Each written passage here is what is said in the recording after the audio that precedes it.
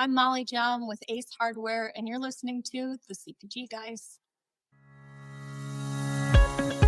Welcome to the CPG Guys podcast. Your hosts, Shri Rajagopalan and Peter V.S. Bond, explore how brands and retailers engage consumers in an increasingly digitally driven world.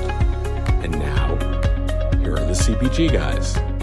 Hello and welcome to the CPG Guys podcast. I'm your incorrigible co-host, PVSB, who also moonlights as head of industry and client engagement at Flywheel, the commerce acceleration division of Omnicom. Joining me today is my co-founder of this growing enterprise. He's the chief revenue officer for Think Blue Consulting, and he's also patriarch of the Raj family media empire. Of course, I'm talking about the man known as Shri. Shri, I was going to talk baseball and the big trades that went on, but as we record this, you're heading to Lollapalooza tomorrow in Chicago. What's the deal here, my brother? First of all, incorrigible co-host indeed. We can discuss that at a later time. I'm cute and cuddly, Shri. I'm like a big fuzzball. Don't you just? I have to look up I want to look up the dictionary definition before I comment. I'm like a so cute I'll reserve it for the next episode. I'm incorrigible. So Lola, go ahead to Chicago, as you said. Cat's Eyes performing main stage Sunday. I can't wait. I have artist passes, so it should be a lot of fun. We're literally flying in out just to go see Cat's Eye, maybe see a couple of the artists. But I'm super excited. And Peter, I'm actually going to vlog my trip, leaving from home, airport. Never done it before. I'm a little bit nervous because I don't know what's right and wrong. But I'm super excited. This is a big moment. Ria's recording at MTV. She's going to be on Vivo Discover. She was just on MTV UK, which is already public at this point. So this has been a super week for the Raj family. And look at this. We're recording Molly Hjelm. How much better can it get? So MTV, is she being interviewed by Alan Hunter or Martha Quinn? Wait, am I dating myself? That's like the Real World first edition in 1993. Sorry, never. Or 1988, something like that. I'm an old. I remember do you know what the very first video on MTV? Oh, I got a word for you. Aren't you? Can I call you a Luddite now? Yes, you can. There we go. That's a word he taught me. Shri, do you know what the very first video was on MTV? Not the real one? The real MTV back in the day. The very first video was the Buggles. Take on me, aha. It was the Buggles. Video killed the radio star. Oh, you're right. I do remember that. And the second video was Nick Lowe, You've Got to Be Cruel to Be Kind. I know those two. Those are my I remember both of these. My favorite first music video was actually Take On Me by Aha. It was like a game changer. Okay. If you look at it now, you'd laugh. But for that time, it was a game-changing music video. Shri, we're dating ourselves. Our audience is it's like going over their heads. We're gonna have to.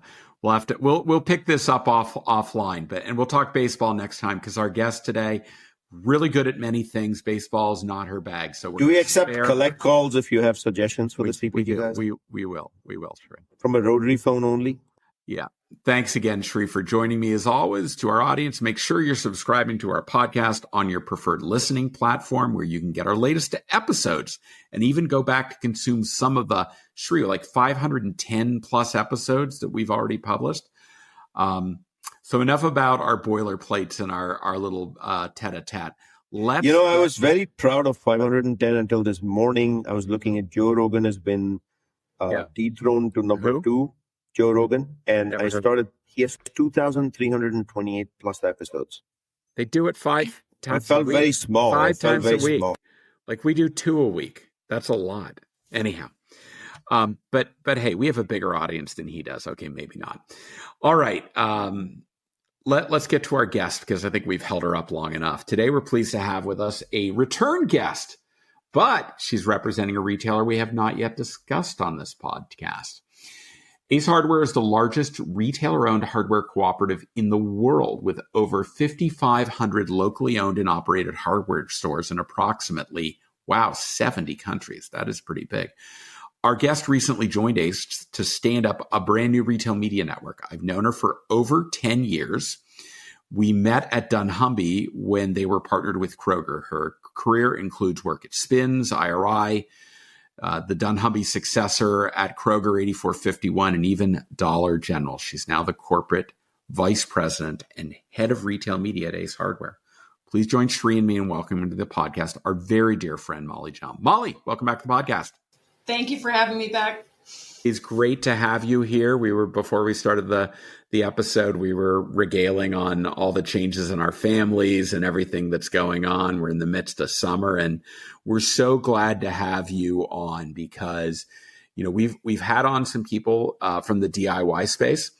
And I love the angle of Ace Hardware because it is your neighborhood hardware store. So we're looking forward to having you on to discuss today. Thanks for joining us.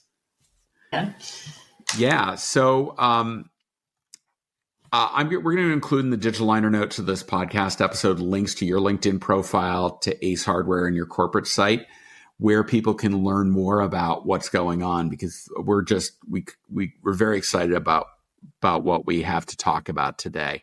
So I'm going to launch right into it. I think, as I mentioned, 5,500 stores, 70 countries worldwide. You have a very unique position as a co-op of independent retailers. How do you think that structure shapes the way you've approached retail media compared to some of the traditional big box retailers that are out there? I think you're right. A lot of people think of Ace Hardware as that neighborhood retailer store for them. But you shared some of these stats in your intro. We're actually huge and international. We've got now 5,900 stores across 71 countries internationally. We've got 5,100 stores in the U.S., and we're growing every year, converting more retailers to Ace Hardware locations. We have full U.S. coverage across all 50 states. And we're a co-op of independent retailers, as you said. So what I have come to love about Ace, as I've learned more about us and the Ace mission, is really that we are in the business of supporting independent business owners. The vast majority of our stores are independent retailers that really, they opt in to the buying power, awareness, and branding of the Ace Hardware Cooperative. And then in addition to that, Ace has a really robust loyalty card program, a huge scaled e-commerce business that's growing double digits annually, and an incredible amount of site traffic and app usage. And so from a retail media standpoint, all the foundational elements are there for strong scale and reach, as an important ecosystem for advertisers.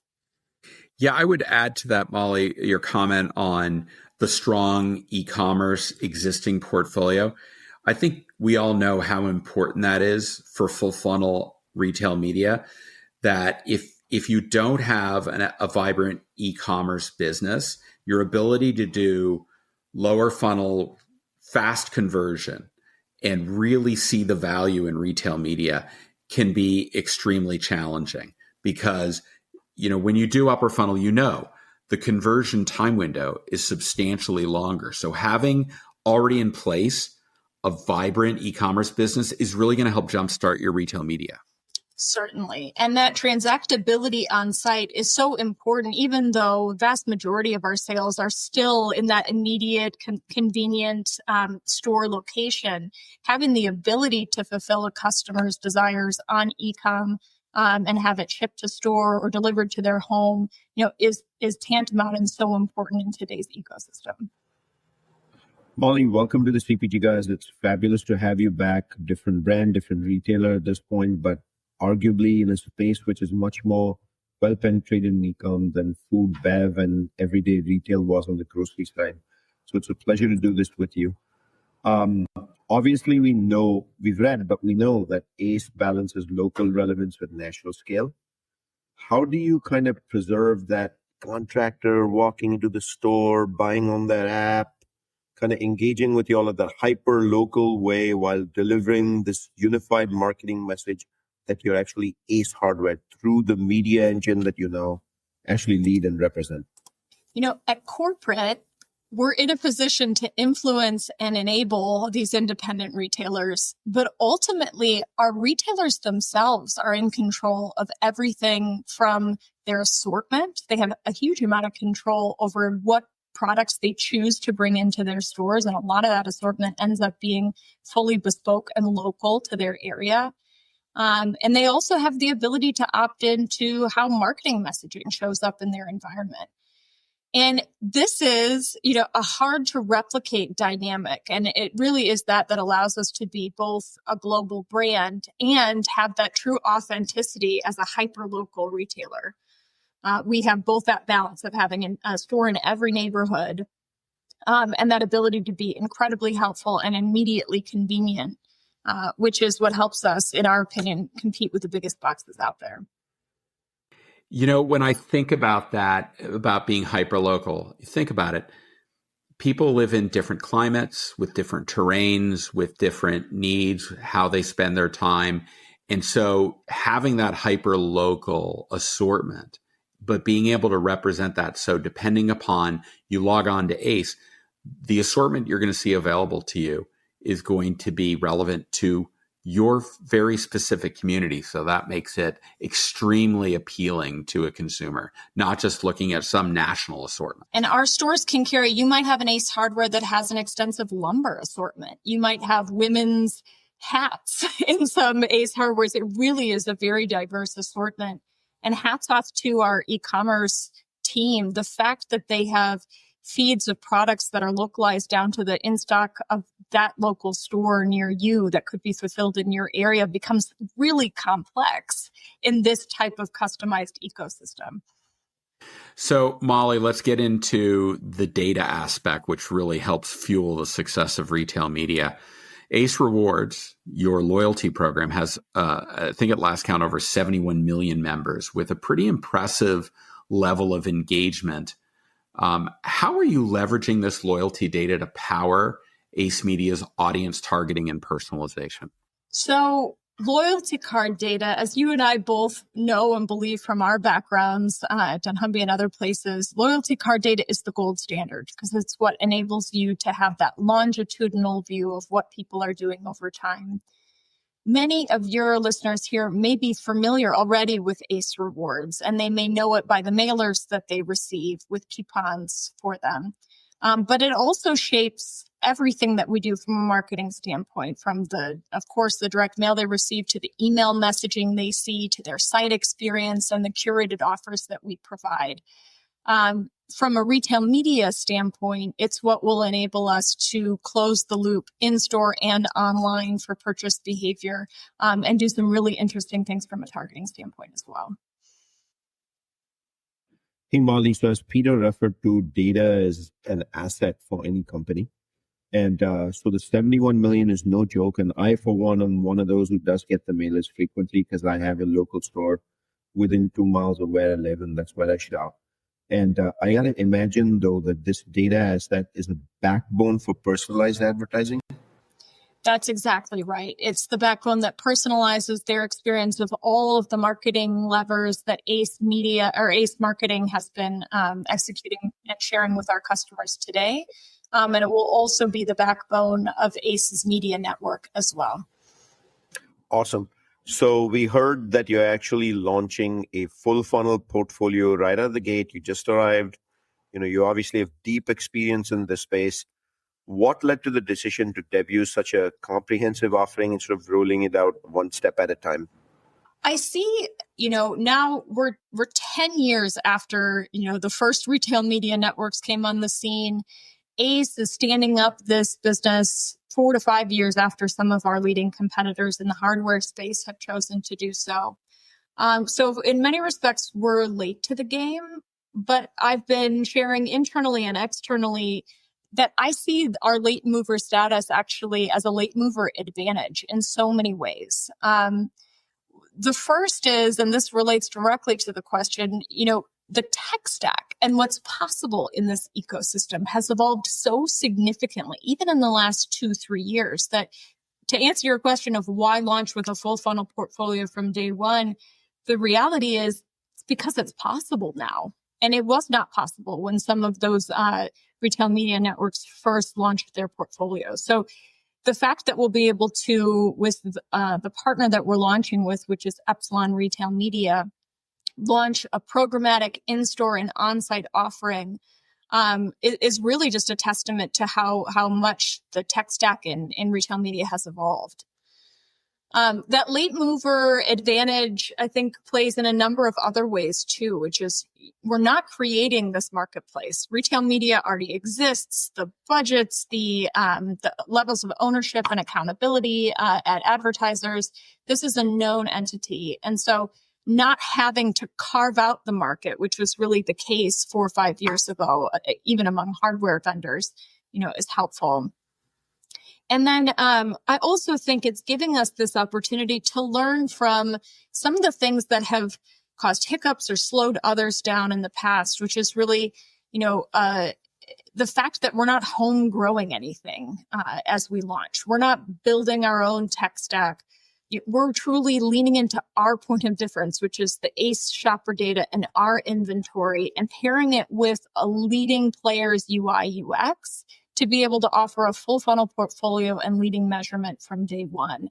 And to me, that just makes sense. And it's possible now. Let me remind our audience that today, Shri and I are speaking with Molly Hjelm. She's the Corporate Vice President and Head of Retail Media at Ace Hardware. All right, Molly. So, hey, Peter, I have a follow-up if it's okay. Oh, yeah. So, obviously late mover has distinct advantages. Like you said, budget's already in place. Your partners, vendors to Ace, already understand that this is important. They're probably very focused on omni-channel retail, but it also means you have to change a lot of process behind the scenes. So have you been working on that as you made these announcements? We'll be paving the way for a lot of process, and we'll be working to link in with existing and established processes internally with our current marketing co-op, with our merchandising teams. One of the beautiful things about Ace, I shared a little bit at the start of this, is just that the primary value we provide to our retailers are twofold. It's the buying power of Ace, and then it's the marketing that we provide on behalf of retailers to drive awareness and trips into their store.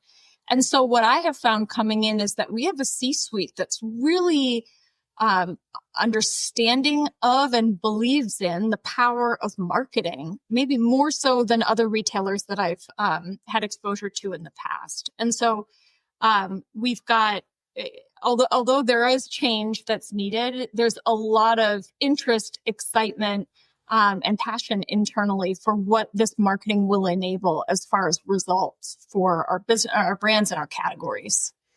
All right. So, Molly, you mentioned the partnership with Epsilon. And in doing that partnership, the launch involves some great interoperability across commerce platforms like Flywheel and Packview. How does this clear commitment to an open infrastructure, you think, benefit your brand partners? Yeah, that's right. We will be interoperable. I can't say it either, with those platforms, and we'll have self and managed capabilities right at the onset. And just in general, we believe that in this stage of retail media, wherever possible, it's easier to engage advertisers in their preferred tech stack rather than asking them to try to push to change their habits. And so in that sense, I think it ties back well to both the late mover component of our conversation, but also this desire for us to be standing up, the helpful network, our desire to be helpful to our brands.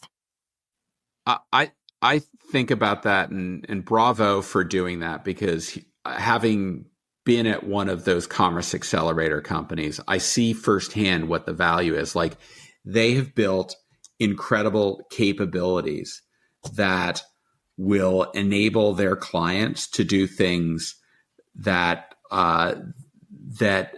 you may not be able to easily do when they try to use the native retail media platform's capabilities, right? So concepts like intraday bidding strategy or other things like that make it so valuable for brands that have kind of outsourced to a commerce accelerator. And this lets them immediately jump in with the platform they already have. They're integrated with Epsilon, and that allows them to just now plug Ace right into their overall media plan and not lose a step. They don't have to get up to speed. They already know what they're doing in the integration with Epsilon, and it's going to mean that suppliers, and advertisers are able to reach your consumers very quickly. Yes? Well summarized. I think in general, let's remove the friction and let's take advantage of the expertise and the best practice that's already known and established in the industry and do that from day one. Yeah, no debate about that, Molly, whatsoever. I'm thinking now about, hey, as we've said multiple times on this episode, you're launching with a big bang, lots of capabilities. You picked Epsilon as the partner. You're ready to go. And it's very intentionally curated to do it at scale and get going. But I got to imagine from the brand perspective, the vendors, your clients, right? Now with such a broad set of capabilities, you can't take on everybody on day one because that'll just be chaos. Maybe you are ready to take on everybody on day one. So would you mind sharing how you're going about that? Like, how are you choosing which brand partners? Is it your top 5, top 10? And then why that is important as well? I'm learning here from a lot of my experiences elsewhere. And so it's been an exciting time to bring to bear some of those, hard fought and hard won learnings. We're launching this network with a lot of intention, with a desire to carefully curate a set of committed partners who are in it for kind of the short term and the long term. And we want them with us to launch exclusively within our media network. So I think this sets us apart from others in this space. It's about growing mutual business, but with purpose, and ensuring that in doing so, we can fulfill our mission, which is to be helpful to our brands and our retailers by giving them more control over their outcomes with a radical level of accountability. Molly, what do you mean by exclusive? To engage with us as a kind of exclusive cohort of brands that will launch early on with us. The good thing is our vendor community has been incredibly receptive to this so far. We've been approaching in kind of more intimate conversations up until now, but by the time this episode airs, we'll have had our big launch at ACE's Fall Convention, announcing the media network to all of our endemic vendors. But those who have heard and seen a peek under the hood to what we're building really appreciate it as a new toolkit that we're making available to them to grow their business at ACE. And we have a fantastic enterprise marketing engine here at ACE. This toolkit will provide them more control than they've ever had to drive visits, awareness, and sales outcomes among key customer groups at ACE and drive conversion in e-com. Molly, I think you know that brand advertisers look at investing across the 200 plus retail media platforms that are out there. And what drives them to prioritize those platforms is two things. Does the RMN have scale? And it's very clear that ACE has scale with 5,900 stores, 5,100 that are in the US. The other one is measurement. They need to know that in this era of closed loop systems where performance marketing can actually be measured from incrementality, new to brand, long-term value, all those kinds of things, that retail media enables that. So I guess my question is, I know it's a passion point for you. What can advertisers expect when it comes to transparency and performance reporting from day one of the ACE Media Network? Yeah, that's right. I'm incredibly passionate about measurement. It's one of the reasons I love retail media, because it's one of the things that sets retail media apart from other advertising levers available to marketers. And so it was incredibly important to me that our advertisers benefit from the best reporting available from day one. Our partners, as we launch, will have the benefit of a real-time dashboard that will track on-site and off-site investments and the sales impact. They'll be able to use that same dashboard to place on-site buys and off-site orders. And just exactly to echo what you just said, in order to earn that next dollar, you have to show that the investment is working, for both sides, in order to show for our merchandisers that, this is having an impact on the category, in order to show that we're able to address business pain points through the media, and in order for our vendor community to be able to bring back the right story internally for what they've observed and then what they've done to address what's going on in their business at ACE. So what I hear you saying is, Well, I'm never going to say ROAS is dead because it is a common metric that people can use. But what you're promising them is performance marketing way beyond what a traditional ROAS solution offers. Yes. There's still a role for ROAS in optimization, and especially in the real-time nature that it can provide, the real-time sales signals that it can provide for optimization to outcomes. But we're aiming for much more than that. You also mentioned solving pain points for your customers, your clients, your advertisers. When you say pain points, what are they saying are like the top one or two? Is it measurement? Yeah, when I'm talking about pain points, I'm talking about business pain points. And that's why I love retail media, because it allows you to come together on what's going on with the business. Are our sales down? If so, is it because we're losing customers? Is it because they're switching within the store? And so that opportunity to be able to target that specific cohort with a message that's going to resonate and is designed to shift their behavior. The precision and accountability that comes with retail media is what I'm really excited for our vendor community to take it. Molly, the lifeblood of brands is growth through innovation. Do you see Ace Media as being a great place for brand advertisers to come and launch and promote their product innovations? I definitely do. And I think our e-com platform, the fact that we can fulfill those orders through e-com, and that it can be a place for them to potentially influence our retailers to accept their innovation through the demand that is generated by product being shipped to their stores to fulfill for a customer. It's a different dynamic here at Ace because we have these independent retailers that aren't maybe automatically accepting innovation. And so in that sense, retail media looks like a potential avenue to increase the likelihood that your distribution would increase and put a little more control in our vendors' hands to drive that awareness.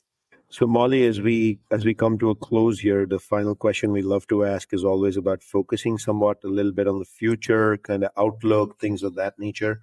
So we'd love to get an overview of what's on what are you thinking ahead, right? Like, what's your vision for how Ace Media will evolve? You're arguably releasing a bunch of capabilities already. How do you see it helping local brands, independent store owners, the entire ecosystem of everyone who does business with y'all? There's a lot that we're launching right out of the gate. A full funnel portfolio, off-site, in-store, on-site, and best-in-class measurement. So we definitely do have our eye on portfolio expansion, particularly in-store levers, I think can be really valuable for the type of business that we have with the immediacy of consumption and the convenient play that we have. But really right now, I'm most excited about seeing what this new toolkit is going to do for our brands at Ace. We know retail media is an effective marketing lever. We'll have the ability to see on the back end how it performs. And so what I'm most excited about is really shaping what that best practice is in our environment with our shopper and how these levers can be used to maximum effect to drive business outcomes.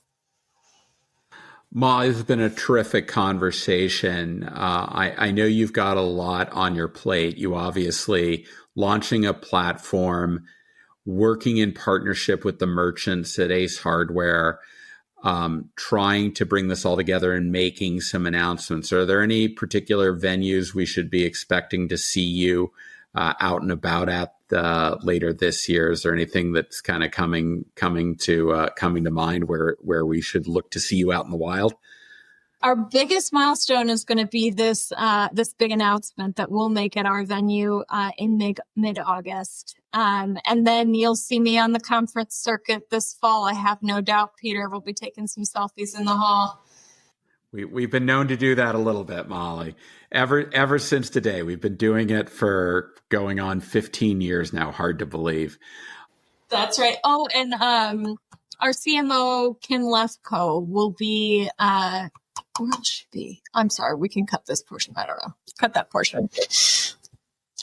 Listen, Molly, thanks for coming back to the CPG Guys and sharing with us all the exciting developments at Ace Hardware. We're so grateful, and do come back again maybe you can control your CMO to make a visit to the CPG Guys. We'd love that. Absolutely. You would love her. You would love Kim. If she was able to draw you into Ace Hardware, she must be a phenomenal person. She'll tell you that story. We're buttering the toast to get her to come on. We're being as sweet as we can be. Anyhow, Molly. Remember, he said he's incorrigible and huggable right up front. You know me. I'm just good. Connecting Molly, the dots. Full funnel, Peter. That's what it is. That's full funnel, Peter. Molly, again, thanks for joining us. My best to Chris and the kids. Great to have you. Thank you so much. What a great conversation we had with Molly Hjelm. Seems like Ace Hardware with their Red Vest Media platform is going to present a tremendous opportunity for brands selling through the DIY channel to reach consumers in a full funnel manner. Thanks for listening to the podcast. We look forward to speaking with you on the next episode of the CPG Guys. Goodbye.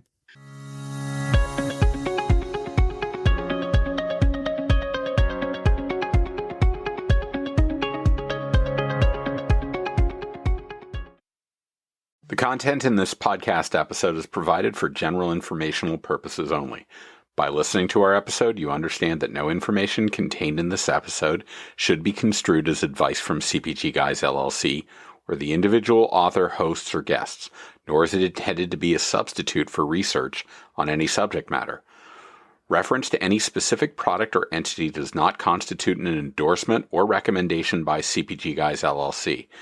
The views expressed by guests are their own, and their appearance on the program does not imply an endorsement of them or any entity they represent. The views expressed by CPG Guys LLC do not represent the views of their employers or the entity they represent. CPG Guys LLC expressly disclaims any and all liability or responsibility for any direct, indirect, incidental, special, consequential, or other damages arising out of any individual's use of, reference to, or inability to use this podcast or the information we present in this podcast.